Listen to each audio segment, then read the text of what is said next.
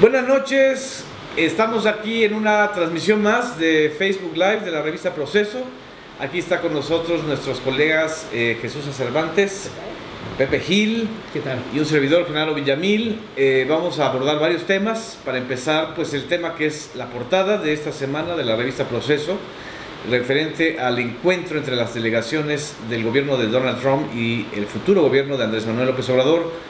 Nuestro colega corresponsal en Washington, Jesús Esquivel, está con nosotros. Le agradecemos mucho que esté aquí también en esta transmisión. Y bueno, la primera pregunta, querido Jesús, es: después de haber entrevistado a los ex embajadores estadounidenses en México, Jeffrey Davidow y Roberta Jacobson, ¿qué impresión te queda de lo que ellos dijeron como expertos y testigos de la relación entre México y Estados Unidos? En primer lugar, creo que hacen un balance bastante pragmático respecto a cómo puede ser la relación entre el gobierno de Donald Trump y la presidencia de Andrés Manuel López Obrador a partir del 1 de diciembre. Presentan los puntos más esenciales de lo que se puede entender como la relación bilateral en esta época, que es hablar del futuro del libre comercio, del problema de la migración y de cómo se va a comportar Donald Trump. Ellos consideran que López Obrador tiene que ser bastante pragmático, pero tampoco sin caer en las trampas de Donald Trump, porque es un provocador profesional, el mandatario estadounidense, y están conscientes, y ese es básicamente el consejo que le dan a Obrador, de que en el tema migratorio, por ejemplo, Donald Trump regresará a los temas político-electorales, porque está comprometido con la base conservadora de la sociedad estadounidense que lo llevó a la Casa Blanca, y conforme se acerque en las elecciones generales de medio periodo del 6 de noviembre, Trump volverá a tomar al tema de México como bandera política. Hablará de que los mexicanos son los responsables del problema de la inmigración indocumentada, del tráfico de drogas y de la inseguridad que él le presenta a los estadounidenses, que se supone hay en la frontera sur de los Estados Unidos. Y ahí es donde seguramente retomará el tema del muro. Por eso es que la ex embajadora Roberta Jacobson establece que tiene que ser institucional la nueva relación, que López Obrador esté atento a las posiciones de Estados Unidos y especialmente las particulares de Trump sobre los temas más importantes de la agenda bilateral, porque además de mantener una relación institucionalizada que se refiere a que sean las secretarías las que se comuniquen, que no se personalice como hizo el gobierno de Enrique Peña Nieto la relación con Estados Unidos, que no se cuente con un emisario que vaya tanto a la Casa Blanca como hizo Luis Videgaray, porque están conscientes de que Trump puede cambiar en cualquier momento lo que se negocie, ya sea en materia migratoria, en materia de seguridad o comercial. Jeffrey Davidow, el embajador, ex embajador estadounidense durante los gobiernos de Bill Clinton y de George W. Bush, hace la advertencia clara: sí, López Obrador tiene que aprender a responderle al presidente de los Estados Unidos como pragmático, como un político que defiende los intereses y la soberanía de México siempre, pero sin caer en las trampas. Y cuando se refiere sin caer en las trampas, a las provocaciones, cuando usa a México como piñata electoral diciendo que todos los mexicanos son violadores, narcotraficantes, criminales, y que México va a pagar por el muro, porque eso es lo que precisamente le da cartas favorables al presidente de los Estados Unidos entre la sociedad conservadora. Por eso Davidow dice: si caen las provocaciones de Trump, Trump va a ganar. Y ahora, la relación bilateral es tan compleja que va más allá de la época electoral en Estados Unidos. Ya el mandatario estadounidense anunció que se quiere reelegir, y México y el tema migratorio y de seguridad y el problema del narcotráfico pega muy bien con su base electoral. Por ello también los dos embajadores, ex embajadores, hacen una comparación de Trump con López Obrador, diciendo, tienen una base electoral que les van a seguir hablando como lo han hecho hasta ahora, como lo hicieron en campaña y como lo va a hacer seguramente López Obrador respondiendo a las expectativas una vez que asuma la presidencia el 1 de diciembre.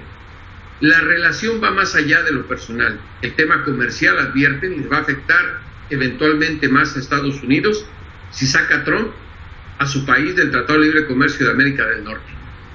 Y le piden o le sugieren estos ex embajadores a López Obrador que opte por mantener un acuerdo trilateral regional que incluya a Canadá y que no caiga en esa trampa de Trump de deshacer al Tratado de Libre Comercio para tener acuerdos bilaterales como lo quiere hacer con México y con Canadá.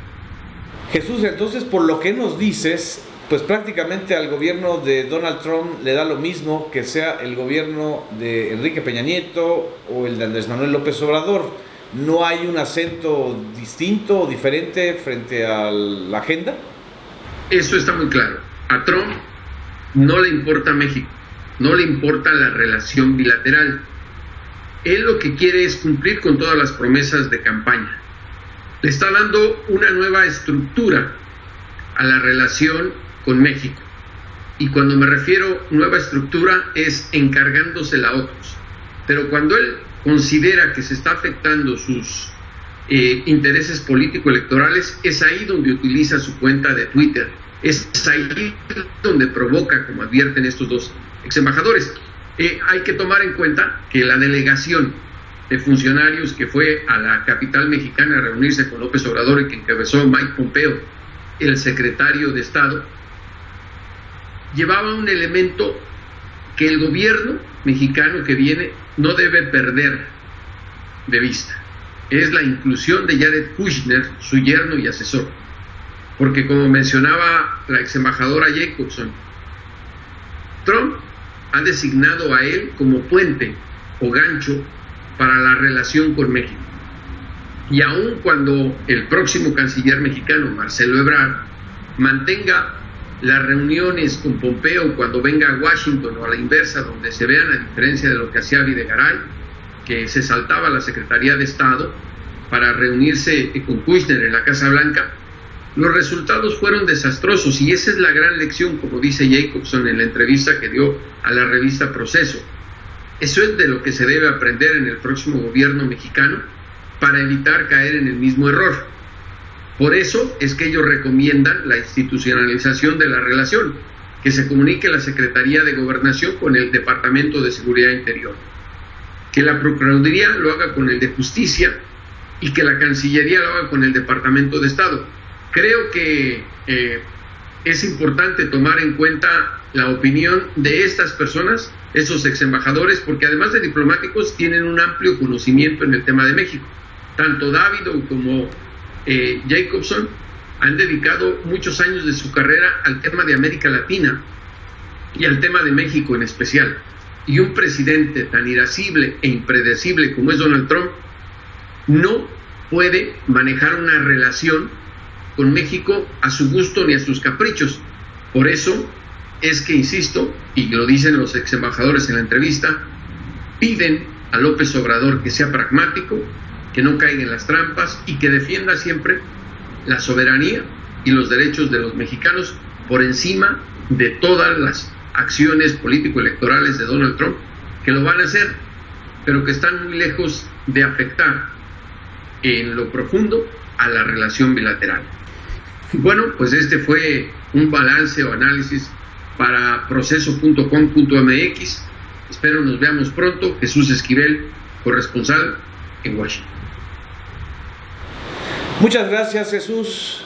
Bueno, pues también en la edición de esta semana, pues hay un reportaje de Jesús Cervantes, que está aquí con nosotros, y básicamente planteas los desafíos legislativos que tendrá el próximo gobierno.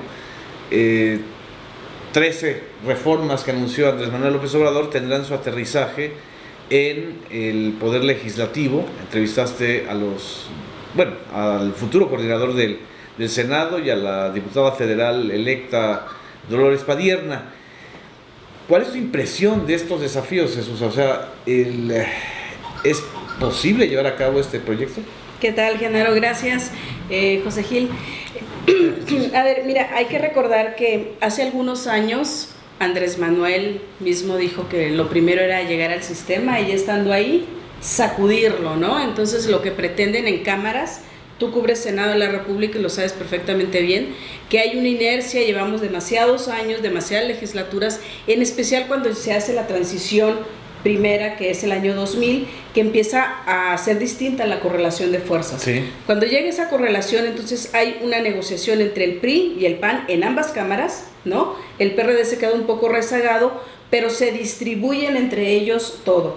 Hoy es mayoritariamente Morena en ambas cámaras, y entonces a ella le va a tocar decidir si lleva a cabo o no los 13 puntos o las 13 reformas que plantea Andrés Manuel López Obrador. Sí. ¿De qué es posible? Sí, porque son leyes secundarias. ¿Cuáles son las que requieren 2/3? ¿No necesita reforma constitucional, por ejemplo, para compactar las dependencias de la eliminación de subsecretarías? No, está la ley de la administración pública. ¿Qué es lo que tendría que hacer la fracción de Morena en Senado y en Cámara? Bueno, pues mantenerse unidos. En Cámara de Diputados es donde van a caer principalmente todas estas reformas. Para poder, el reto inmediato del cual no se puede deshacer es la aprobación del presupuesto, ¿no? Pero para poder elaborar el presupuesto, recordemos que cuando hay cambio de gobierno a nivel federal, el presupuesto, en lugar de aprobarse en octubre, se aprueba hasta, pudiera ser, el 15 de diciembre. Para poder hacer eso, la nueva legislatura inicia el 31 de agosto. Entonces tenemos septiembre, octubre, noviembre, 3 meses para realizar las reformas que son forzosas para poder hacer un presupuesto. Por ejemplo, lo que tú dices del cambio de la administración pública, tiene que haber una reforma ahí para que luego se vea reflejado en el presupuesto. ¿Sí? Tiene que haber algunos recortes en varias áreas para que luego en el presupuesto tenga de dónde agarrar dinero el gobierno de Andrés Manuel y poder aplicar de lo que hablábamos la semana pasada, que son los programas para los adultos mayores, la pensión universal y las becas para los jóvenes, de entregarles el dinero a los empresarios. Y los cambios estos o las designaciones de coordinadores estatales que hizo López Obrador en la semana pasada, de una u otra manera van a impactar la integración del Senado y de la Cámara de Diputados. La mayoría son senadores. Pero ¿tú crees que eso impacte en la elaboración del proyecto de egresos? Es decir, que no van a subir los suplentes, obviamente.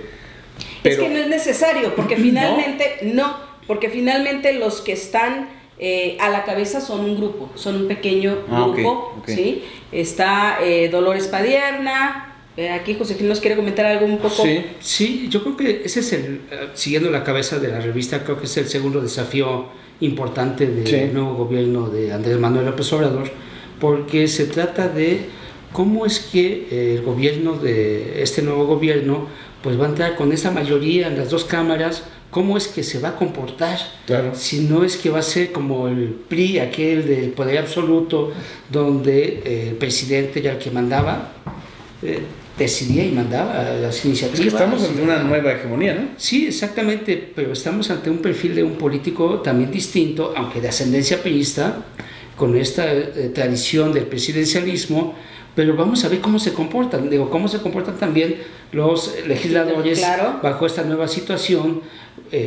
Creo que también tendrá que tener y que demostrar esta ética de la que tanto se habla, ¿no? De esta nueva moral de la política mexicana, en donde pues el negocio de los ¿cómo se llamaban? ¿Moches? Los moches, cochurros, todo esto va a tener también que ver con la nueva circunstancia en la que va a vivir la vida legislativa de México con este presidente, ¿no? Claro, recordemos que, o sea, por algo hay una división de poderes en nuestro país, y el poder legislativo es el que le brinda el sustento jurídico al Poder Ejecutivo para poder desarrollarse. Entonces, si llega un gobierno, el que sea, y llega con una mayoría, es evidente que en los 3 primeros años se tiene que apoyar en esa mayoría y tiene que sacar, como en este caso, las 13 principales.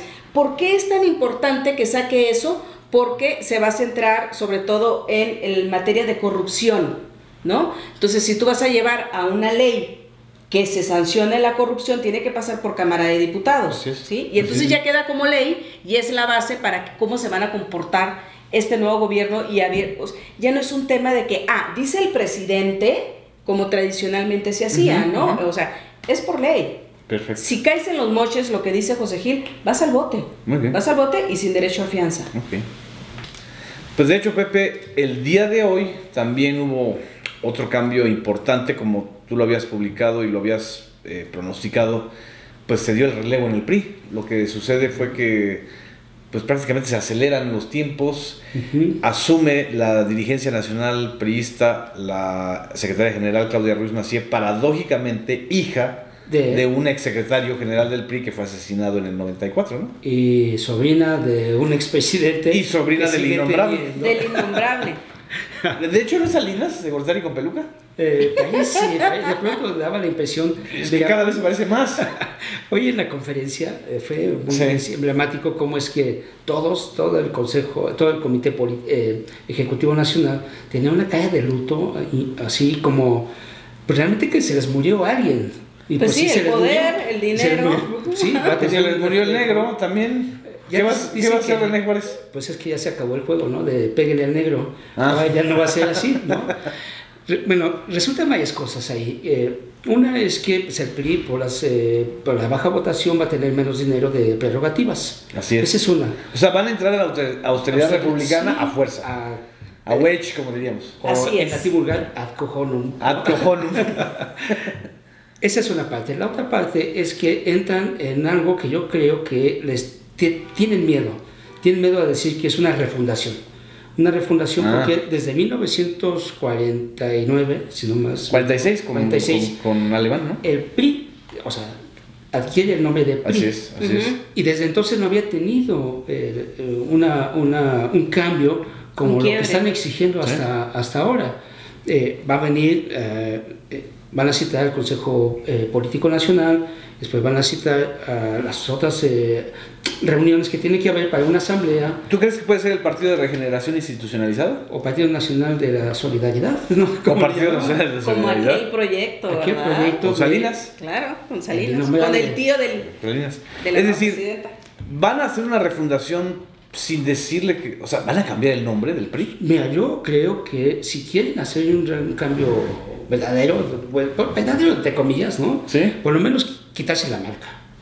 Y la marca PRI pesa mucho. Lo que pasa es que todos los cambios en el PRI se habían hecho siempre con un presidente priista, es decir, o con un presidente surgido del partido en el poder. Y aquí el presidente pues, surge de Morena y es López Obrador. Tiene que haber cambios. Sí. ¿Va a incidir López Obrador en ese cambio? Pues yo creo que de alguna manera sí. Sí, de hecho tanto que ahora vemos los números en la Cámara, en el Senado el PRI va a tener 13 legisladores, que es nada, pero es un partido bisagra. Ahí son votos necesarios para reformas constitucionales. Sí, y en la Cámara de Diputados va a tener 57. O sea, estamos hablando de una mini, ¿no?, representación del que fue el gran partido en el poder durante tantos años. ¿Es la bancada más flaca del PRI o también en el 2000, 2003 hubo? No, en el 2003 no, en el 2000 incluso tuvo 209 diputados el PRI y el PAN 206. Así es. O sea, tenía más el PRI que el PAN que había ganado la diputados más. Y aquí los que dice José Gil es contando a sus aliados, con el PANAL y con el Verde. Sí, ¿qué tal si se le van también? Y si le quitan el registro al PANAL, van a incorporarse seguramente a la bancada del PRI, ¿no? Sí, la bancada del PRI tiene 40 como tal. Imagínate, o sea, es muy poco, en realidad. Pero tiene 11 gobernadores, ¿no? Todavía, pero de esos 11 gobernadores ya realmente no es como los tiempos de la bonanza, que incluso daban dinero, como se vio en Chihuahua, para los procesos electorales. O sea, ya no van a tener dinero para mantener una estructura a nivel nacional donde le daban dinero a los comités directivos estatales. Ni como virreyes, José Gil, como cuando en el 2000. Ya ni siquiera eso. Porque no hay ningún gobernador fuerte que pueda encabezar una resistencia al estilo Madrazo o al estilo Montiel. La caballada está demasiado flaca. Y demasiado herida, ¿no? Herida, se están lamiendo las heridas todavía, pero creo que están ante la posibilidad de tener este cambio que requieren. ¿Qué va a pasar? ella tiene que convocar, Claudia Ruiz Massieu, a una nueva... un Consejo Político Nacional. En los próximos días va a ser eso. Después convocará a otras agrupaciones a una reunión, y para estar en agosto posiblemente del año que viene, hasta agosto. Hasta agosto del año que viene habrá una Asamblea Nacional en donde ya se van a tener que discutir las reuniones que van a tener a nivel nacional en todo ese transcurso de los meses, que yo creo que ya van a empezar a buscar, yo creo, esa es mi impresión, de o un nuevo nombre o unos principios distintos. Porque todo parecía que la crisis interna más gruesa que se iba a desatar era en el PAN y no en el PRI.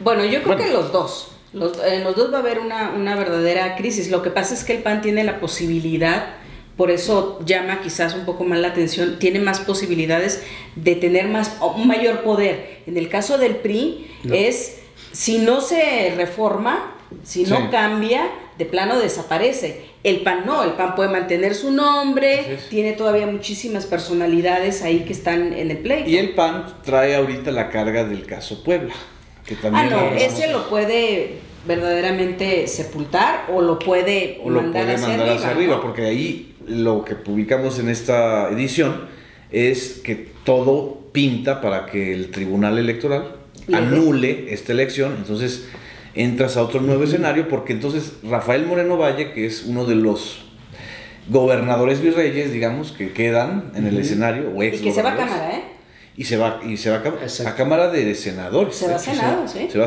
al Senado. Va a tener ahí a tu tocaya, Jesús Rodríguez. Bueno, yo no sé si va a ser política. Por lo menos cabaret político vamos a tener para rato, porque es la suplente de Olga Sánchez. Es la suplente de Olga Sánchez Cordero, y entonces ella llega como senadora. Es decir, vamos a ver a la Jesús Rodríguez en acción, pero interpretándose a sí misma, ¿no? Así es. O sea, esos son los escenarios que vemos, y quizá vamos a observar otras cosas más complejas. ¿Sabes qué? Pero también me parece, no sé si vaya a entrar dentro de esta dinámica política, ¿qué va a pasar con Morena? Morena es un movimiento. Esa es la otra gran incógnita. Porque es un movimiento que pues está fundamentado en la figura de Andrés Manuel, y me parece también que debe de dar este paso para ser un partido. ¿No les da la impresión de que a Morena le falta lo que al PRI le sobra? Es decir, la cultura de partido de gobierno. Y estructura. Pero qué bueno que le falta la cultura de gobierno, porque entonces en cámaras van a poder disentir y van a estar en mayor libertad de cuestionar. Y si Andrés Manuel dice que va a haber verdadera separación de poderes, si dice que los diputados y senadores piensan por sí mismos, es el momento. ¿No va a haber la cultura en la línea? Pues digo, tendría que ser diferente. Eso no quita, ¿sí? El que por obligación estos diputados y estos legisladores apoyen las propuestas de Andrés Manuel, puesto que son un movimiento. ¿Tú crees que el PRI se pliegue a López Obrador? Yo creo que no. ¿O al PAN? No, yo creo que más en Andrés Manuel. Porque, y eso te da los números. Bueno, que le pregunten al gobernador de Campeche, Alito, ¿no? Alejandro, o sea, Alito ya hace lo que dice Andrés Manuel, a viajar en avión. Alito se peinaba como Peña Nieto hace y ahora ya trae gallito. Y ahora ya trae gallito, y ya trae blanco. Es que en Campeche todo pasa al revés, pero bueno. Son tus paisanos. Son casi paisanos. Son tus vecinos. Pero bueno, si toman los campechanos el poder, porque también es esa otra posibilidad, que estos que se consideran los cuadros jóvenes del PRI, como Alito, como el hijo de José Murat, Alejandro Murat, que gobierna Oaxaca, y que van a empezar a disputarse con los viejos lobos de mar, ¿no? Sí, yo creo que esa es una de las peleas que ya se está dando entre los viejos priistas, los de viejo cuño como César Augusto Santiago. Oye, Olmos, ¿y en el PRI va a llevarlo Claudia Ruiz o Menefreo Beltrones? Pues, o Salinas. ¿Quién va? Pues al final son lo mismo, ¿no? Creo que no hay gran diferencia. Pero ¿quién tiene más estructura? ¿Y quién tiene operación? ¿O es un asunto de dinero? No, Claudia me parece que ahorita va a tener la mano, ¿no? ¿Sí? Sí, me parece, sí, tiene ¿Beltrones está aniquilado? Beltrones sí, no tiene el gran peso después de las elecciones del 2016. Bueno, y de lo que pasó en Sonora. Pierde en Sonora, pierde la hija. ¿Sí perdió? Claro, No, sí. no, la hija entra. Perdió la elección, pero. Aunque pero gana. entra como primera minoría. Como Exacto. primera minoría. Como primera Entra al minoría, Senado. sí entra. Pero lo que fue la contienda, perdió. Sí, sí. Entonces, no creo que tenga mucho. ¿Y el grupo Atlacomulco le ves una expresión en este relevo? Pues mira, como bien dijiste ahí en tu reportaje, esta Virgen de los ¿qué? ¿La Virgen de qué? Es el ángel, el señor del huerto. El Señor del El Huerto. señor del huerto, que es lo que en Atlacomulco cada septiembre le rinden tributo para que haya buenas cosechas. Y ahorita hay sequía. ¿No? Sequía. Sí, yo no sé, creo que este huerto está muy Está seco. muy pelón. Está muy pelón. Es el peor escenario para el grupo Atlacomulco, es decir, el gobernador actual, que de minoría, el presidente y todos los nombramientos que hizo en el PRI, porque además creo que es de los presidentes que más, o sea, Peña Nieto es de los presidentes que más presidentes del PRI tuvo, ¿no? Así es. Y ahora Claudia, pues fue cercana y es colaboradora de su gobierno, pero no es peñista. No, en realidad Claudia o el que llegue va a encontrar una situación bastante débil. ¿Van a expulsar muy a Peña del PRI? frágil. No creo que lo expulsen. No, en todo caso, creo que habría algunos ajustes internos solamente. ¿Expulsaron a Salinas alguna vez? Nunca. No, ¿Nunca? Ni a Cedillo, No. que era el enemigo. Entonces, Pero bueno, estos son los escenarios que vamos a ver en esta semana. Pues muchas gracias por estarnos escuchando y acompañando. Aquí vamos a seguir transmitiendo en Facebook Live a través de la página de la revista Proceso. Síganos. Muchas gracias. Buenas noches. buenas noches. Buenas noches.